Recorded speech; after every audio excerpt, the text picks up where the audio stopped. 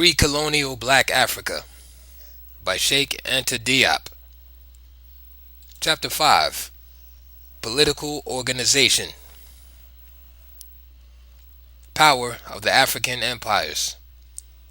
Before undertaking a detailed analysis of the political organization of pre-colonial Africa, we must show the actual power and the extent of the African empires. These factors are often minimized or left vague, insofar as there exists a certain persistent tendency to allude to more or less mythical white conquerors to explain African civilizations. It is worthwhile to reestablish the truth, strictly based on facts and documents, with regard to the relationship between white and black cultures toward the close of the first millennium, when Africa's history was beginning just about everywhere. Delafosse, quoting Ibn Khaldun, relates that, as early as the 8th century, after the conquest of North Africa by the Umayyads, Arab traders crossed the Sahara as far as the Sudan. Strength and extent of the empires.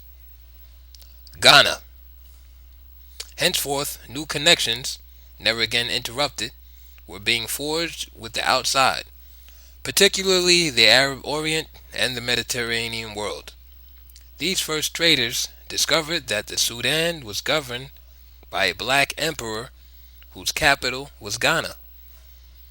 The empire at its highest point extended from Jiaka on the west of the Niger River to the Atlantic Ocean, and north to south from the Sahara to the edge of Mali.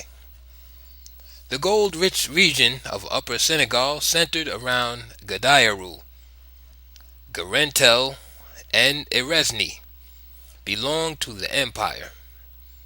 In Bakri's day, the outlying village of Aluken was an eastern border territory governed by the son of the late emperor Besai, uncle of the reigning Tunka Min. The white populations then inhabiting the land were under the strict authority of the blacks. In 990, the Berber center of Lemtunis, Ardugast, was governed by a black farba who levied taxes, tariff duties, etc., in the name of the emperor on the goods and merchandise of the city's population, made up almost exclusively of Berbers and Arabs. These two groups moreover hated each other at that time. Immediately following the occupation of North Africa, the first Umayyads sent an army to attempt the conquest of the Empire of Ghana. It was defeated, but its survivors were not executed. They were allowed to settle on the land and live there in the same conditions as others. They were known as the El Honahin, a portion of whom broke away and settled in the village of Silla on the Senegal River, where the ruler was already Islamized. In 1067, during Bakri's time, the El Honahin minority had practically been assimilated into the black society whose religion it shared. Those who had settled along the river were called El Faman. Can there possibly be an etymological link between that name and Laman? Laman Toro, heir of Toro? Is that perhaps the white origin often claimed by the Tukulors and, in particular, the ruling dynasty of the Lam Toros? However that may be, it was through peaceful intermarriage that this white minority must have fused with the black element. Not until the decline of Ghana did it cease to rule Ardagast. After the attacks of the Almoravids in 1076, while the Berbers remained vassals of the black emperor of Ghana for centuries. The Almoravid revenge on Ghana lasted only 10 years. It ended in 1087 with the death of Abu Bakr ben Omar, killed by the arrow of a black warrior inside the borders of present-day Mauritania. The Almoravides displayed extreme cruelty at the time of the taking of Ghana. Goods were looted, the inhabitants slaughtered. After this 10-year interruption, Ghana was once again to be attacked by the Susso vessels, but succeeded in holding its own until the siege of the capital by Sundiata Keita in 1240. The Empire of Ghana, according to Bakri, was defended by 200,000 warriors, 40,000 of them archers. Its power and reputation, renowned as far as Baghdad in the east, were no mere legend. It was actually a phenomenon attested to by the fact that for 1,250 years a succession of black emperors occupied the throne of a country as vast as all of Europe, with no enemy from without, nor any internal tensions able to dismember it. The capital was already a cosmopolitan and international city. It had its own Arab quarter where Islam existed alongside the traditional cult. Before the conversion of the royal dynasty and the people, in Bakri's time, the city already boasted a dozen mosques located in the Arab sector, with their imam, muezzins, and salaried lectors. It had a large number of jurists and scholars. 10,000 meals cooked over 1,000 bundles of wood were served daily. The emperor himself attended these feasts, to which he treated the populace outside his palace. The empire first opened itself to the world at large through commerce. It already enjoyed international repute, which would be inherited and extended by the future empires of Mali and Songhai. But domestic slavery at this time was rife in African society.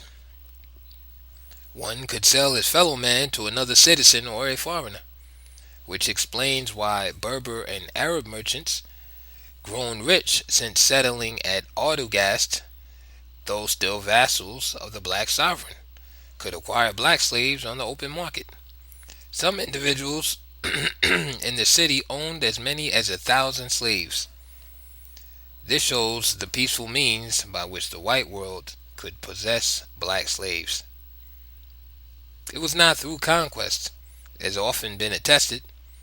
These empires defended when necessary by hundreds of thousands of warriors, and having their centralized political and administrative organization, were much too powerful for a single traveler thousands of miles from home to try any sort of violence against them. The reality of the matter was much simpler, as evidenced by the preceding, for reasons to be explained later on. Slavery would cease to exist in the white world, especially Europe, while still subsisting in the black.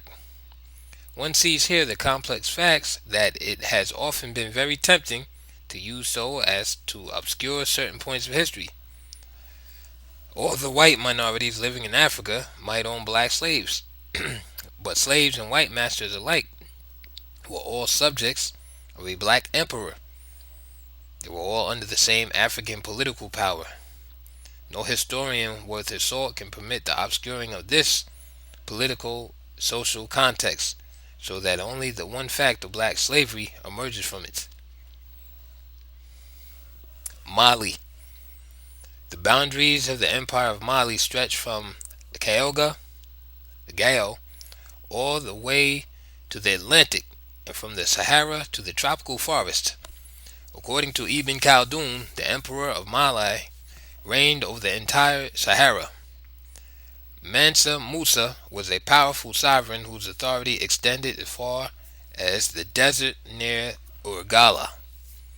In Bakri's view, Ifriqiya, North Africa, was bounded by a line parallel to the equator, passing through Sijil Mesa, and had the same universalist tendency, the same cosmopolitan character as Ghana.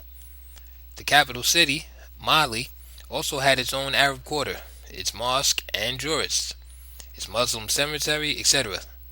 The emperor Mansa Kankan Musa made a celebrated pilgrimage to Mecca, 1324 1325. He exchanged embassies with Morocco, maintaining commercial and diplomatic ties with Egypt, Portugal, and Bornu. There were African interpreters in Egypt. Ibn Khaldun, speaking of the frontiers of Mali, which extended as far as the Atlantic Ocean, mentions the name of El Hajj Yunus, a Takrorian interpreter in Cairo. Africans were already in the habit of traveling to North Africa and sometimes settling there to study. Mali's international activity thus increased. Delafosse was quite right to be impressed by the might of this nation. Meanwhile, Gael had recovered its independence between the death of Gango Kankan Musa and the ascension of Suleiman Mansa, and approximately 1 century later the Mandingo Empire began to decline under the attacks of the Songhai, while preserving enough power and prestige so that its sovereign could meet on an equal footing with the King of Portugal, then at the height of his glory. The might of the empire was such that the Arabs at times called on it for military aid. Such was the case, according to Khaldun, of El Mamer, who fought the Arabo-Berber tribes from the region of Uragala in the North Sahara. He appealed to Kankan Musa on the latter's return from Mecca to come to his aid militarily. Khaldun also tells of the size of the Moroccan embassy in Mali and the interest the Sultan of Morocco displayed in it. The Maghreban Sultan even had prepared a selection of the finest products of his realm and entrusted to Ali ibn Ghanem, Emir of the Makel, the task of transporting this truly royal gift to the Sultan of the Blacks. A deputation made up of the highest ranking individuals in the empire accompanied Ibn Ghanem. Contrary to the notions prevailing today, the relationship then existed between whites and blacks could not have been those of masters to slaves. A passage from Ibn Battuta, who visited that very empire of Mali, clearly reveals the state of mind and the pride of Africans of this period. 1352. The border regions of the empire, such as Ualata at the edge of the Sahara, were governed by black farbas who levied customs, duties, and other taxes on caravans bringing merchandise into the country. Upon arrival, the merchants had to clear administrative formalities with them before being allowed to carry on their trade. It was in such circumstances that Ibn Battuta, accompanying one of these caravans, met the farber of Ualata, Hussein. Our merchant stood up in his presence, and even though they were close to him, he spoke to them through a third person. This was a mark of the little consideration he had for them, and I was so unhappy at this that I regretted bitterly having come to a country whose inhabitants display such bad manners and give evidence of such contempt for white men. Ibn Battuta was an eyewitness. It is difficult to contradict him regarding the feelings and attitudes he attributes to the speaker. But if the pride and dignity of the farber are beyond question, the contemptuous intentions attributed to him by Battuta seem to derive from the latter's ignorance of the proper ceremonials governing receptions and audiences of any African chieftain. As we have already seen in chapter 4, the latter addresses a crowd only through a herald. This was how the farber must have acted at his own court in Ualata. The white minorities who lived in the empire at the time of Ghana were now in even greater numbers. Under the rule of Malai, the Ulamidin, located on the bend of the Niger, the Mediza near Ras El Ma, and all the Berber tribes living in Mauritania, as evidenced by this passage from Mohammed Hamadullah in an article entitled Africa Discovered America Before Christopher Columbus, based on a contemporary text. Ibn Fadlallah al-Umari died 1348 has left us an account of an attempt to reach America from West Africa. Of his voluminous encyclopedia, Masalik al-Absad, only a minute fragment has so far been published. What follows is an excerpt from the fourth volume of his work.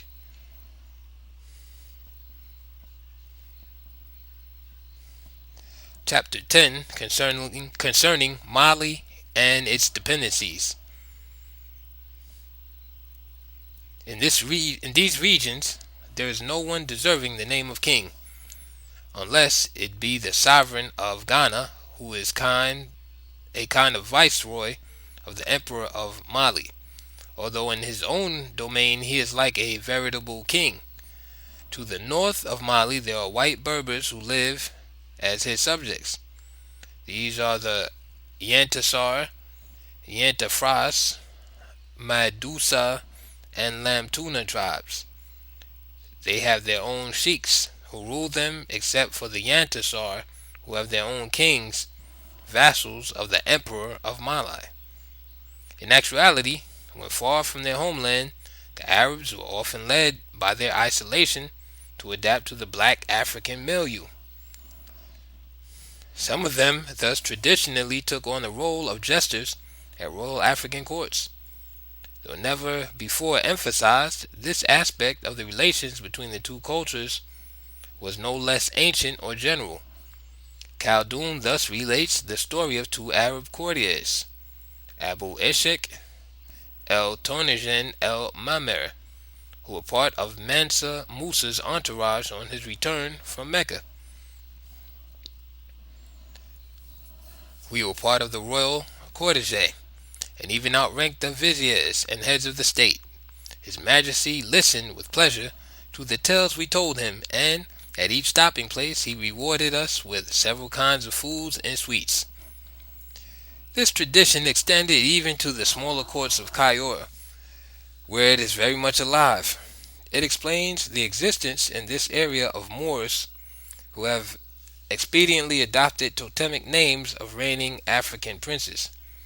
Many of the white citizens of Mauritania are named Fall and Deagni, because the Damel of Cayor had always to be a Fall, while the Deagnis were the landed seer proprietors of the earlier era.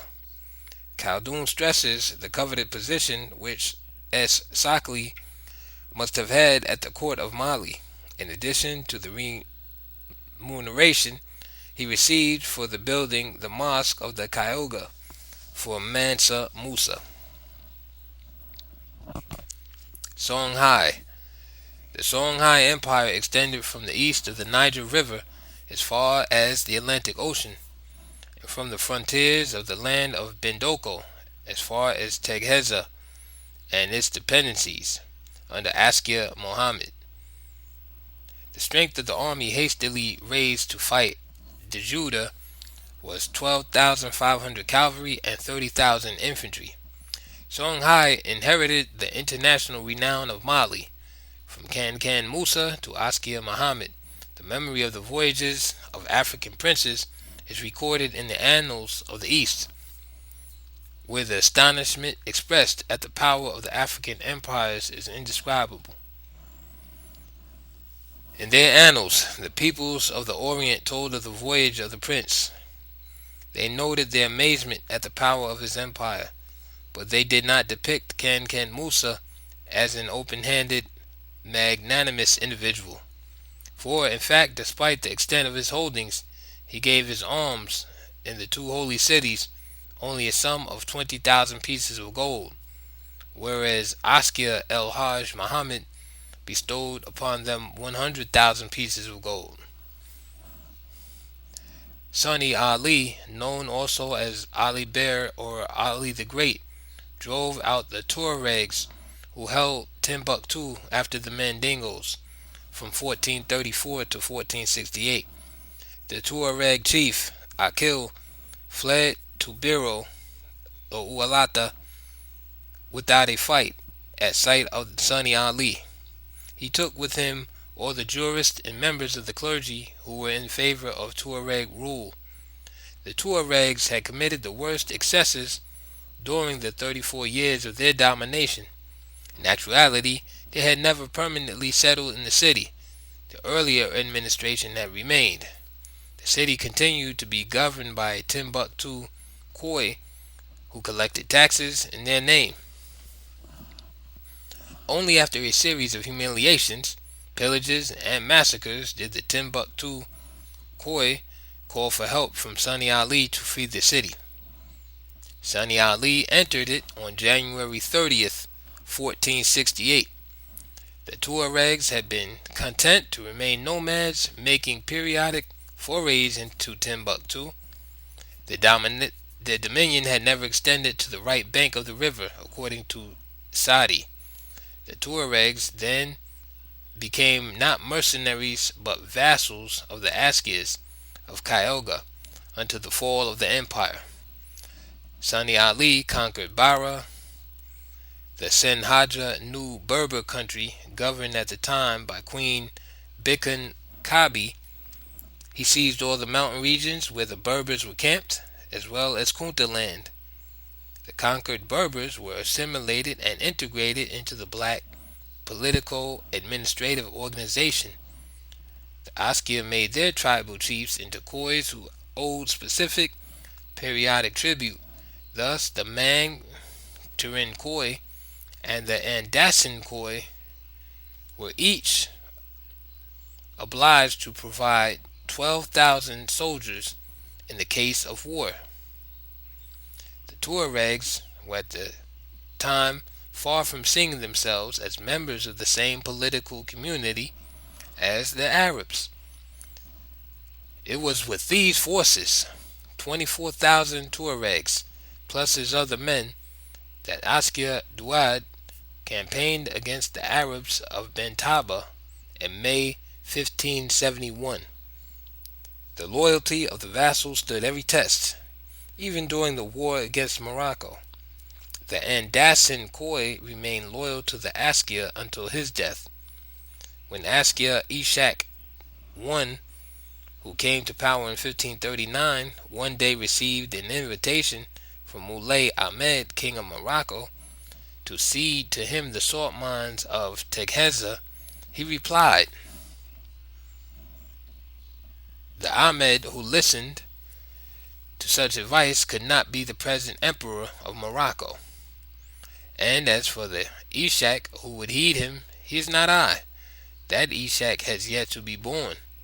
Then he sent 2,000 mounted Tuaregs, instructing them to sack the whole end of the region of the Dru'a toward Marrakesh, to kill no one, and then to retrace their steps. The order was scrupulously carried out. The market of the Beni Asbe was pillaged, as well as all the wealth of the Dru'a region. Askia thus demonstrated his power to the Sultan, who did not react in any way. This invitation already implicitly raised the question of the frontiers of Black Africa, at least on a political level.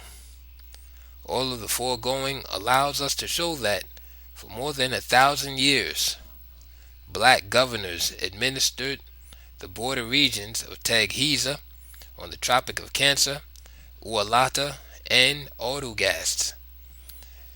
The belt of the desert situated between the tropic and a line passing through the Dru'a and Siljul Mesa was always a no man's land belonging equally to the two countries. It never was subject to precise political authority from one side or the other. An unadministered zone that was dangerous to cross because of the Masufa Berbers, some of whom did not hesitate to attack caravans unwilling to pay them to serve as guides. One of the last, Tegheza Manzos, in the service of the Askia, died there in 1557. He was called Muhammad Ikoma. The universal character and cosmopolitan spirit abroad in this empire are nowhere so well displayed as in the prayer attributed to Kanboro, king of Djinn, At the time of his conversion to Islam, he prayed, among other things, that he who, driven from his own land by indigence and penury, might come to this city, should in exchange discover here, by the grace of God, wealth and abundance such as to make him forget his old homeland, and that the city be peopled by a number of foreigners greater than that of its citizens. Aryan Europe during antiquity experienced the self-centered patriotism of the city-state. It experienced universality in the Church of the Middle Ages. It later ended with nationalism and the formation of modern national states. Black Africa was to remain at the level of that universal consciousness, politically and sociologically speaking, until its encounter with the West. Then, having undergone the effects of a conquering, expansionist nationalism, it would attempt to retaliate with the same weapons. Thus, African nationalism would never sink to basic chauvinism. It would consist, at most, in a development of cultural, ethical, and material values which give strength to peoples and ensure their survival in the present world. A liberation of the will to transformation latent in the common consciousness. Administrative organization. The Empire of Ghana antedated by 500 years that of Charlemagne, who was crowned emperor in the year 800. From the dismemberment of the Roman Empire in the 4th century until that date, Europe was nothing but chaos, with no organization comparable to that of the African Empire. With Charlemagne commenced the first effort at centralization, but one can say without exaggeration that throughout the Middle Ages, Europe never found a form of political organization superior to that of the African states. There is agreement on the fact that the African variety of organization is indigenous. It could not have come from the Aryan or Semitic Mediterranean. If one absolutely had to relate it to some earlier forms, the administrative centralization of pharaonic Egypt with its nomes might be brought up. Each provincial governor in Black Africa was an image of the king, with his own small court, or the necessary elements were apparently present to give rise to feudalism. So we can ask ourselves why, up to their disappearance on contact with the West, the African empires did not evolve into a political feudalism through the progressive emancipation of these provincial governors. Yet, among the Maasai, once a governor was appointed, holding rank of minister, the king who had so designated him, according to tradition, could not dismiss him. We can cite 4 explanations for this cohesion, which was so remarkable.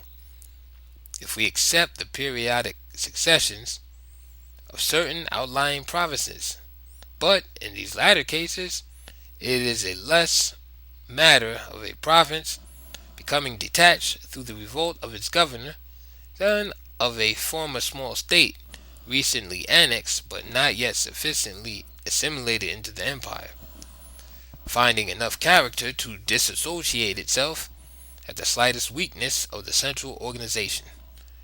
This was the case with the Senegalese states vis-a-vis Ghana, Jolof, El Farouin, Silla, and even Jirara. One of the explanations is of a religious nature. It seems beyond doubt that in traditional monarchies such as the Maasai and the Uadai in eastern Chad, the constitution was lived up to by all the people. Those in charge had a religious notion of their functions which prevented them from taking advantage of internal weakness in the political organization. We have seen that among the Maasai there was only one case of internal political struggle, and this came very late. B. In the Islamized empires such as Songhai, tradition gave way to a strict administrative control that left very little opportunity for feudal tendencies or possibility for secessionist maneuvers. Everything came from the Askia, and everything ended with him. The Tariq es Sudan relates that Askia Muhammad subdued all peoples, as far as Tegeza, by fire and sword, and that he was docilely obeyed in the various states, as in his own palace. The principal governors were mere civil servants, dismissible at any moment in Songhai, but they might remain in office for more than 10 years, in fact, for life, as long as they did not visibly nurture ambitions above their situations, and their administration was properly conducted. C. During the Middle Ages, there evolved in European history a situation that has no parallel in Africa: the barbarian invasions. Of course, since prehistoric times, every continent has been invaded by peoples of other races, but during the recorded history we know of no invasions of black Africa that compare in suddenness and intensity with those experienced by Europe in the 10th century. The new European society, born of the fusion of Gallo-Romans with the barbarians who invaded in the 4th century, was already established.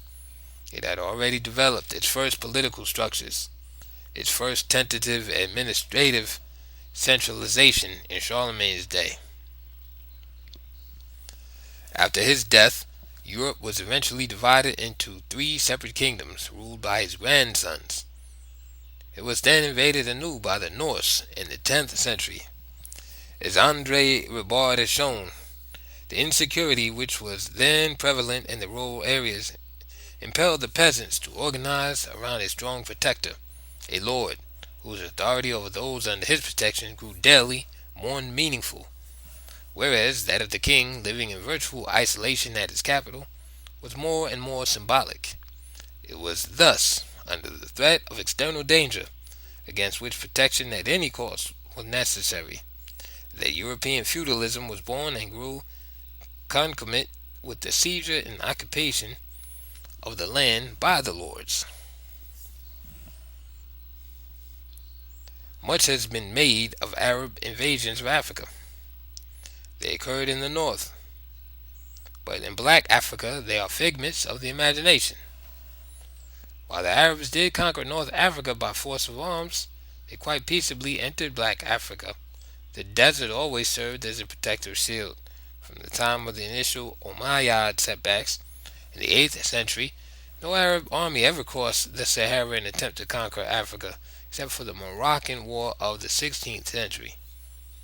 During the period of our study, from the 3rd to the 17th centuries, not one conquest was ever launched by the way of the Nile.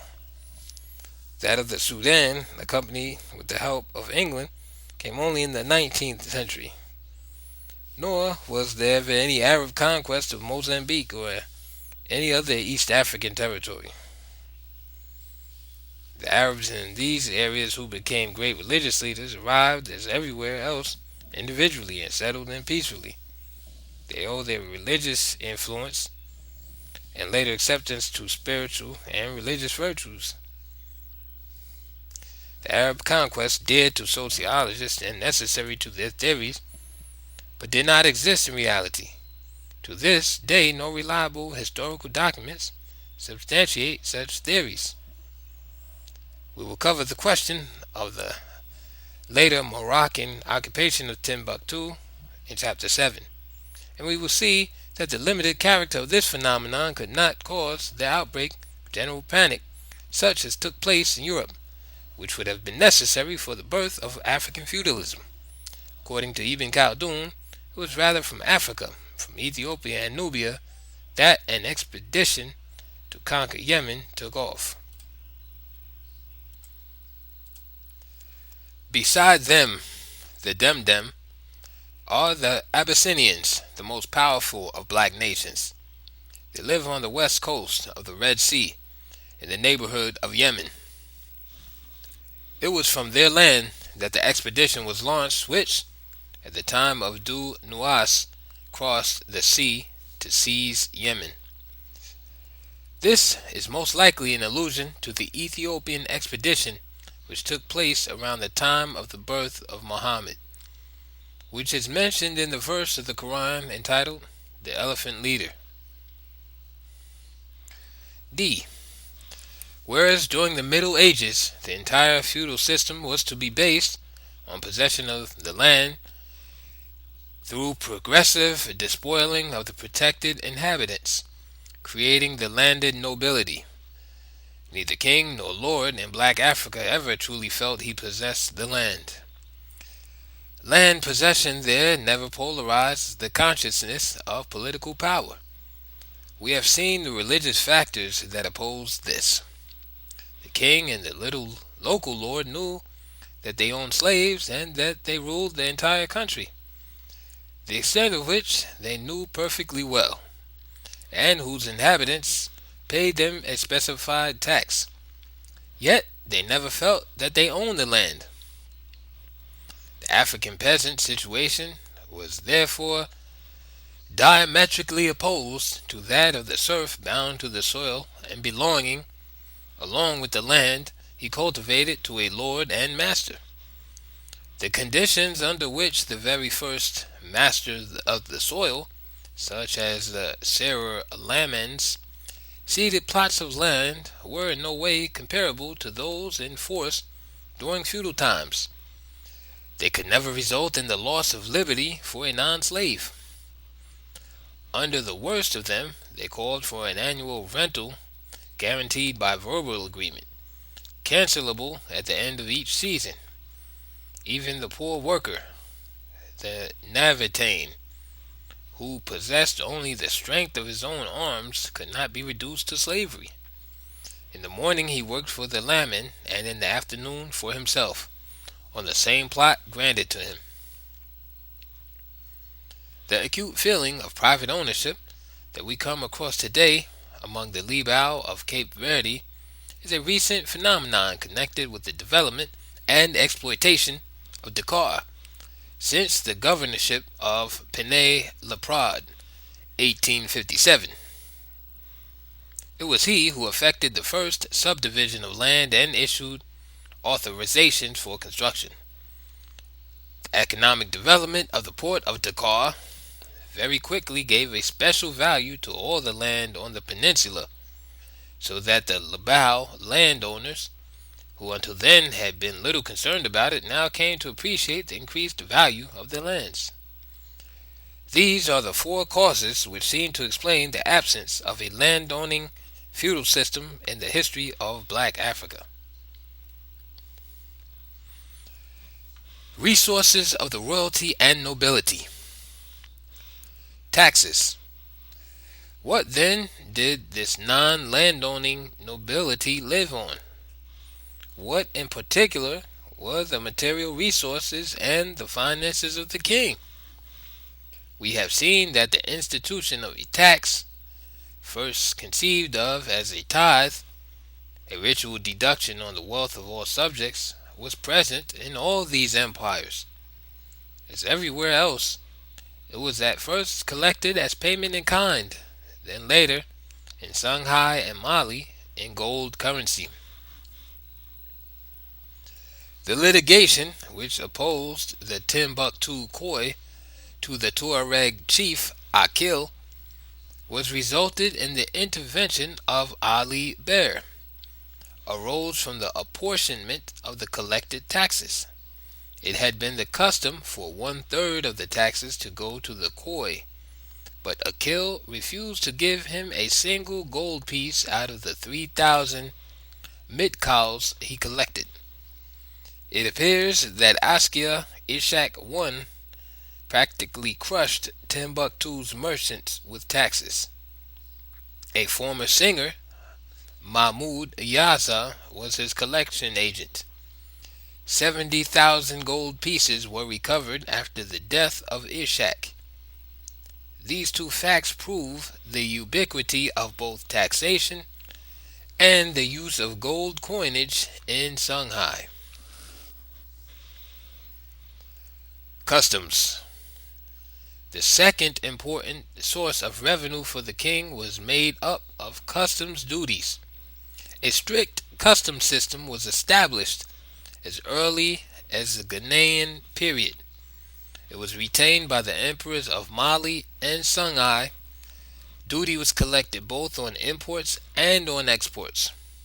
According to Bakri, the Tunkara of Ghana took a fee of 1 gold dinar for every salt-laden mule entering his country, and 2 gold dinars for every load of salt exported. For a load of copper, the rate was 5 mitcows, and 10 for a load of miscellaneous goods.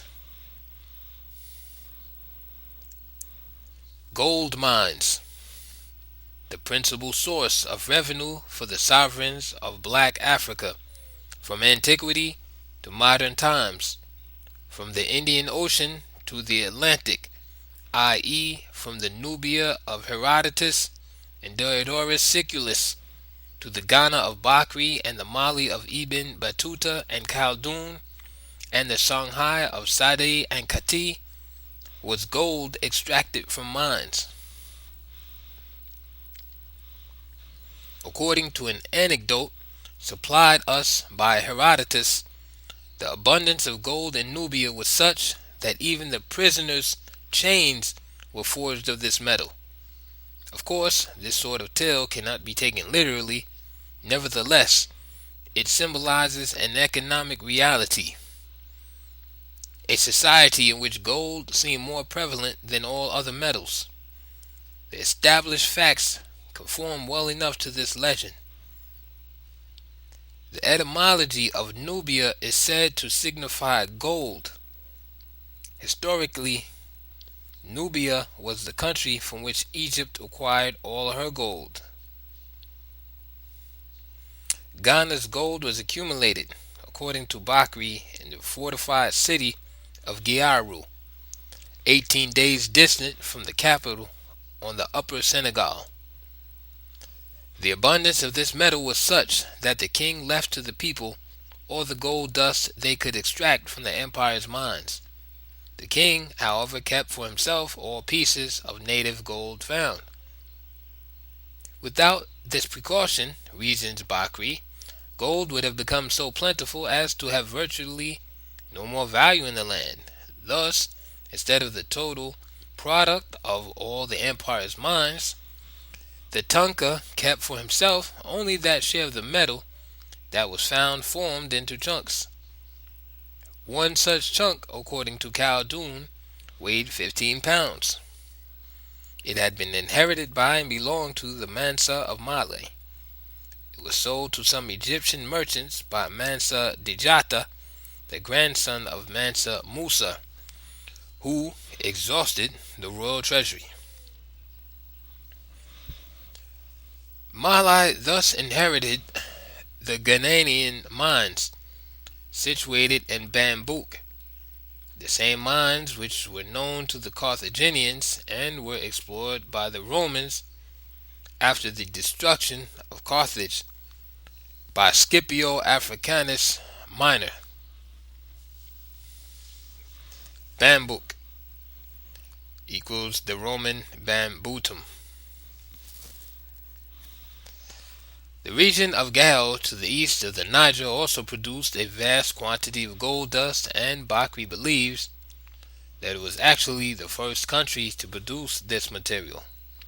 This gold, which was always abundant during the history of the African states, was the currency essential to international trade, first with the Arab Orient, then with Mediterranean Europe, Portugal, Spain. It contributed powerfully to the economic prosperity of the country. It quite certainly meant that sovereigns did not have to overwhelm their respective peoples with taxes and tariffs. In order to grasp the distinction between the economic conditions, the monetary situations of the lower classes in medieval Europe and Black Africa, we will have to imagine the king and the feudal lords. In 1067, allowing the serfs and the peasants the right to accumulate wealth equivalent to that of this African gold dust from the natural resources of their own countries. It is therefore most important to bear in mind this economic factor in explaining the peculiar aspect of Africa's socio-political evolution. Royal Treasury. The treasury of the sovereign thus contained both gold pieces and chunks of gold in the raw state.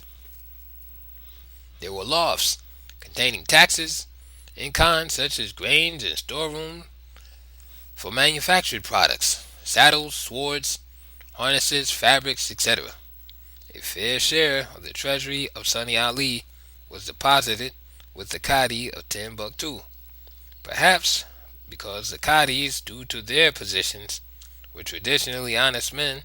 This treasure did indeed exist, for it was where Askia Muhammad, after his coup and accession, found the money for his pilgrimage to Mecca. Booty. Foreign expeditions also were profitable, whether to secure existing borders or to increase the size of their countries. The sovereigns undertook military expeditions outside the territories inhabited by their own subjects, whom they had to protect. There was a favorable occasion whenever two contiguous states were not allies. The borders were then vigilantly guarded, and sometimes a defensive reflex might spark a conflict. The properties of the losers would then be appropriated. Thus, in March 1513, El-Hajj Askia Muhammad led an expedition into Kashina. In February 1514, he began a campaign against El-Odala, the Sultan of Agadez, which ended February 15th, 1515. However, as he gave no share of the booty to his vassals, one of them, Kotal, the Liki chief, also called Kanta, revolted against him. A battle ensued, at the end of which the Askia's troops were not able decisively to defeat Kanta's. The latter thus freed himself from the Askia's authority. That situation was to last until the end of Songhai. An unsuccessful attempt at reconquest went on from February 5th, 1516 to January 24th, 1517. Three facts should be noted. Contrary to what is sometimes suggested, these expeditions were by principle directed against foreign territories, for the reasons already given, not against the sovereign's own subjects living within his realm. This major political error was only very rarely committed in desperation by a few minor emigre kings. This was probably the case with some of the damsels of Cayor, who were confined within a relatively small, poor country beyond whose borders lay powerful, hostile kingdoms that it would have been out of the question to attack. Booty thus acquired was indeed a source of revenue. Finally, Kanta, the chief who won his freedom, was neither a civil servant nor an army leader who might have mutinied, but the minor king of a foreign nation which had been annexed and thus regained its independence. The Askia was the center of the administrative system, all of whose workings were familiar to him. We have seen that he made the appointments to all offices, some of which might go to his son. He appointed the Cadi, the generals, and so on. He sometimes asked a functionary promoted to a higher office to name his own successor. The Askia El-Hajj accession, August 7th, 1582, after putting down a palace revolt, elevated the Khalat Shah Denkelko, who had remained faithful to him, to the office of High Khoi, in place of Bokar, who had betrayed him. To the greatest satisfaction of the Kala Shah, he then asked him to name his successor. The new High Khoi did not hesitate to choose his own son.